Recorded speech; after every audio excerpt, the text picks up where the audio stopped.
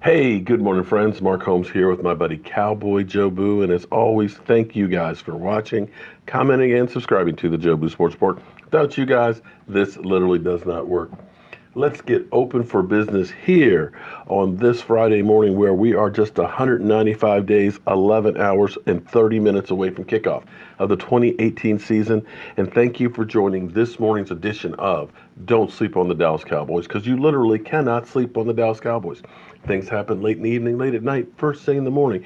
So you want to be up to speed with all that is America's team. Well, guys, there's a lot of stuff that's going on right now at the bunker, at the Star. The Dallas Cowboys are trying to figure out who to pay, who to let go, who to go after, how we're going to get this guy.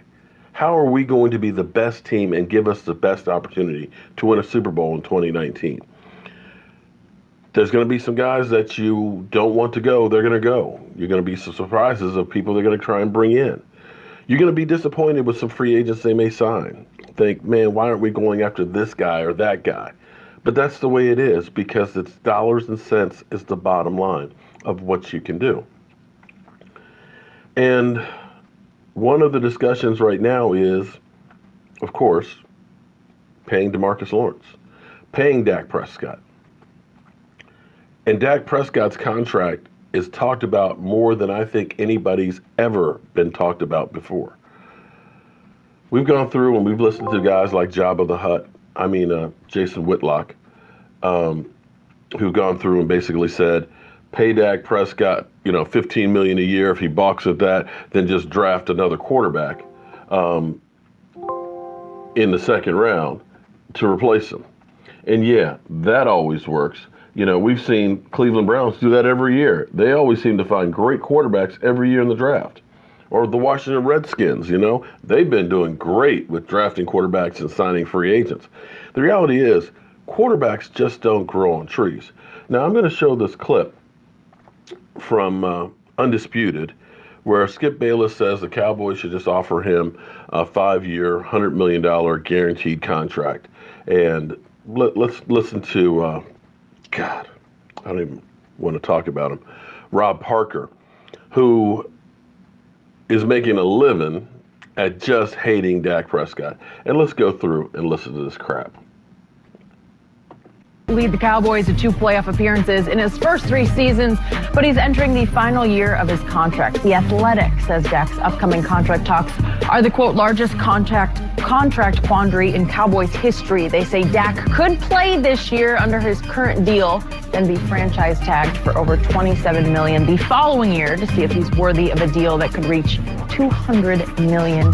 Rob Parker is back with us. So, Rob, would you give Dak the big contract? Skip, this is pretty easy for me. Yeah. No way, no how, not now. You added it. You added that? You like that for Dak? No way, no how, not now. And my problem is, I need to see more. That's all. Just show me more. I thought he was going to take a next step level, right, this year. Got Ezekiel back. That wasn't like year 2, Skip, with the suspension and you're, makeshifting the team and trying to make it all work. But no, it didn't happen. Yes, they won the division. They got a break in the NFC. I'm just trying to say, I'm not going to. No big deal. I'm not going to ignore it. They won a playoff game. No big deal. Forget about that because that's irrelevant. Go ahead. That's not what I'm saying. But when you take a look at him, I just still have question marks. Is it Dak? And for him to win, you need everything to go right. You got to have the defense has to be good. Ezekiel Elliott has to rush for 100 yards. His numbers, Skip, especially throwing down the field, aren't great. Let me give you some numbers. You ready? This is for you. As far as quarterbacks throwing under 200 yards in a game, he's done it 17 times in his career, tied for 3rd. I'm talking about since he's been in the league. The same as Blake Bortles. Wow. Blake Bortles, let me see. He got cashed out, 3 years, $54 million. That's about right. And this year, for all the praise, and they won the division, and Dak was so great, they got shut out by the Colts. Remember that this year, Skip? First time the Cowboys got shut out in 15 years. Wasn't his fault. Go ahead. And you know, it's not the quarterback's fault when you don't score any points. He played really well in the first half. So did he play well in the second half too? I'm just saying. I'm just giving you these things. Here's the bigger one that I would be afraid of if I'm a Cowboys fan. He can't win you a game on his own. And I'm talking about when Ezekiel Elliott has under 75 yards. Jenny, you ready for this? What? Don't tell Jenny, Cowboys, tell me. I'm not listening, because you don't want to hear the numbers. I'm making sure I'm Jenny. interested. Because she's an objective observer. You don't want to hear the numbers I have. Very objective. They're 0-6, including the playoffs, 0-7. So they don't win any games when he doesn't rush for over 75 yards. He doesn't have to have 100 yards or 200 yards. 75 yards. And I look at the other one, Skip, you're so big on is QBR, right? That's the Bible for Loves you. it. QBR, you're always ripping on Aaron Rodgers. QBR is what it is. Dak Prescott was third his rookie year in the league. First the whole year until the last game, and they mailed it in. Go ahead. Okay, he should have won. Go ahead. But he was third. Yeah. Okay. Last year, 17th QBR. Okay, well, you skipped the middle year when he was fourth. I'm going. So he went third, fourth. So he's 17th. going. He's dropping like a rock. So he's average, the point. Finishing eighth in QBR. That's not is what that we're a talking top about. 10 quarterback? That's not how we do it. We'd go on where he is, just like if he would have started 17th. Okay, tell me when it's my turn. It's not your turn yet. You're going to take more of this medicine, and you're going to like it. He's no better than a Mark Sanchez when you look at quarterbacks. And I'll make the case that Mark Sanchez is actually, it's the same kind of thing when you look at Mark Sanchez's career. He had a great defense with that Jets team with Rex Ryan. Remember that, Skip? They ran the football really well, had a great defense. Do you remember that year, 2010? Sanchez, first of all, has 4 playoff wins under his belt in his career. And in 2010, he beat Peyton Manning and Tom Brady on the road, en route to the AFC Championship. He did. And my only point is, a lot of guys can do what Dak Prescott has done. He's not special. He's not a guy that can win a game when you're in a tight spot and your running game's not running, just like we saw in the playoffs against Dallas. When Dak was bottled up, Ezekiel was bottled up and couldn't get any yards, that game was over. And don't let the score fool you. It wasn't as close as it was. I'm telling you, he's not that special. I need to see more. Okay. You know what? It amazes me how some people actually can get a job doing this stuff. You need to see more? Let me ask you this. And I know what you guys will say, well, you're compared to bum-ass quarterbacks. But let me ask you this. Jimmy Garoppolo got a $137 million contract off of 7 games. $27.5 million a year. Has not thrown for 3,000 yards. How come nobody was screaming, I need to see more from Jimmy G? Can somebody explain that to me? Please, I'll wait. Can somebody explain to me how Kirk Cousins, who has lost to Dak Prescott 4 times, got $84 million guaranteed? Nobody said, we need to see more from Kirk Cousins? Because I thought Minnesota had a great defense. They were at the NFC Championship last year, weren't they? The year before? Were just a quarterback away. Did they make the playoffs this year? Did anybody say we need to see more about that guy? Matthew Stafford, $27 million a year, $135 million contract. Did anybody say maybe we need to see a little bit more from Matthew Stafford? And how about this? Is Matthew Stafford winning without other pieces around him? Is he? Is he? Aaron Rodgers, if your whole thing is you can win when you don't have a defense or a running game and everything else, how come Aaron Rodgers isn't winning a Super Bowl every year? So to give us this argument that it has to be the quarterback that has to win it. But by the way, against the Giants, the last game of the season without Zeke Elliott, didn't we win that game? I'm not sure. Did we win that game? Oh, okay. And to go back to his arguments, where he says that, of course, Dak Prescott had 17 games with under 200 yards. First of all, understand that this team, the Dallas Cowboys, are a running team.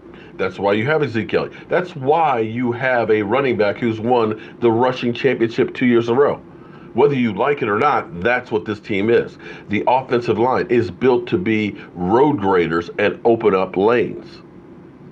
Here's an interesting point, because when you talk about yardage, the gold standard is Tony Romo. And understand, I'm going to give you guys a statistic that you're not going to believe. But in 2014, the winning formula was a mix of running and passing. And during that season, Tony Romo only averaged 240 yards a game. Somewhere around there. I forgot. It's, I think, 242. And only had one game over 300 yards. Let me pull it up, because I know you're going to say I'm a liar. Because I know you're going to say I'm manipulating statistics. But understand, here's what we had. 281 yards, 176, 217, 262. Here we go. Against Houston, 324, 250, 279, 209, 246, 275, 199, 205, 265, 218, and 299. It's by design. This offense is meant to play keep away from the other team. Protect your defense so when they come on, the other team is one-dimensional by controlling the clock.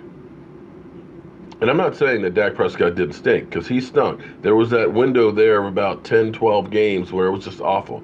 Part of that was Zeke Elliott wasn't there. Another part of that was we got rid of Jason Witten and Dez Bryant. So yes, that window was terrible. And FYI, going into the season, everybody rated our wide receivers core as the worst in the NFL. Just putting that out there. And as far as that Colts game, our fullback, wide open, had the ball in his hands for a short touchdown and dropped it. Our kicker missed the field goal. Now, I'm not saying that the Cowboys played great in that game, but you see those opportunities. It wasn't that we got 10 yards in the game. So I'm sitting here looking at this saying, you are definitely using the statistics to manipulate it a little bit. And even with as bad as the year started off, to finish up with the QBR at 17 after having 3rd and 4, still a lot better than most. So the big question is, what do you pay them? You get some of the talking heads out there that are saying, wait another year. Well, this is a lesson we could have learned actually from last year. Had we went ahead and signed DeMarcus Lawrence last year to a long-term deal before Khalil Mack and Aaron Donalds, we wouldn't be having this discussion right now about him. And it would cost us several $1 million less a year. And the reality is, you keep talking about what a guy is worth. It's not what a guy is necessarily worth. You got to understand that the next guy up is getting paid. It's not that Derek Carr is a better quarterback than Tom Brady. It's just when he got paid. It's not that Jimmy Garoppolo is a better quarterback than Ben Roethlisberger or Russell Wilson. It's just because it was the time he got paid. And what happened is you had this group of guys, your Russell Wilsons, the Ben Roethlisbergers, the Elis, the Phillip Rivers. You see that grouping of pay?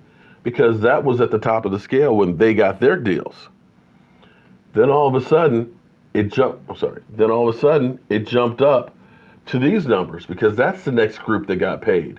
The Derek Carr, and then of course, the Matthew Stafford got bigger, the Jimmy Garoppolo got bigger, the Matty Ice, and the Aaron Rodgers. It's the progression of it. So the longer you wait, the higher it's going to be, because the next group is about to get paid. You got Russell Wilson, who's due for a payday. You've got Jared Goff, Carson Wentz. So you can wait. There's no problem. You can wait and pay him, but it's going to cost you more down the road. That's why it's advantageous to get this thing done now at today's dollars, so that tomorrow, when the cap is higher, it's a lower percentage. And that's the thing people don't seem to get. There's no way in the world you can tell me that Kirk Cousins at 28 million and Skip, you turn around and say, Dak, let's give him 5 years, 20. I'm sitting here looking at all of these guys that are at $20 million and above. Alex Smith, who may never play. Joe Flacco, who basically was given away for a ham sandwich. Eli Manning, who we don't know if he's even going to be playing. Cam Newton with a bad shoulder. Phillip Rivers, well, yeah, $20 million, that's great for him. Andrew Luck, I can deal with Andrew Luck at 24. Drew Brees, he should be paid more. Derek Carr, 25. Matthew Stafford, come on.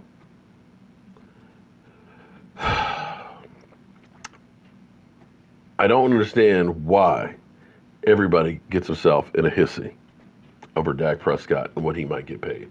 Not when you look at what the going rate is. But we'll have to wait and see what the Cowboys do and how they value it. And if Dak, in fact, signs it and says, you know what, I'll just play on the deal I have and become a free agent. I'm Mark Holmes. And as always, thank you guys for being part of the Jobu Sports Report. Oh, and one thing, too. The shirt. Oh, boy. We started up a little bit there. The response about this has been incredible, about the Dak shirt that I was going to send around. Sunday, we're going to be at Lucky's Sports Bar. I don't have a time just yet to get E2 Blue over. And the guys and stuff will talk about the off-season and stuff as we get ready for free agency and things. And any fans that want to come by, sign the shirt and stuff. And then Monday, I'm going to send it off. And what I planned on doing was I was going to send it to my friend Deidre, who's in Louisiana, and get her some of the Cowboy fans and stuff there. I was going to go ahead and send it to my man Sandman, who's in San Antonio. And he's got a lot of veterans that are Cowboy fans that he wants to get signed. And I was going to have it go out to California and some places. So if you're a Dallas Cowboy fan club and you think, hey, we'd like to be part of this and stuff, the only problem is time's short because we've got to mail it, get the signatures, and I got to get it back before the end of March for the autograph signing. So I'm going to try and get as many people on it as possible. And for those of you out there who hate the idea or think that I'm just, the fanboy and Dak Prescott's bitch and all that, well, you can go pound sand. Because the reason I started this channel was about sharing experiences and making people included in stuff. And for me to have the shirt go around, have people autograph it, sign it, to have it on a Facebook page with their pictures signing it, and to give it to our quarterback and let them know that, you hear so much negative crap. We want you to hear something positive. And we want to go ahead and give back to you and let you know we believe in you. And if you don't like that or you think it's stupid, well, you can keep emailing me. That's cool. I put you in the spam folder so I won't see them. But I guess if hate fuels you, hate fuels you. I'm Mark Holmes, and, well, I got some work I need to do. And one last question. You've seen Zeke Elliott kind of changing his hairstyle. I've been trying to let this stuff grow, but I think it's time to kind of get rid of it. So last chance to tell me to hold on to it because I got a hair appointment scheduled for this afternoon and try and do something different. I'll see you guys soon.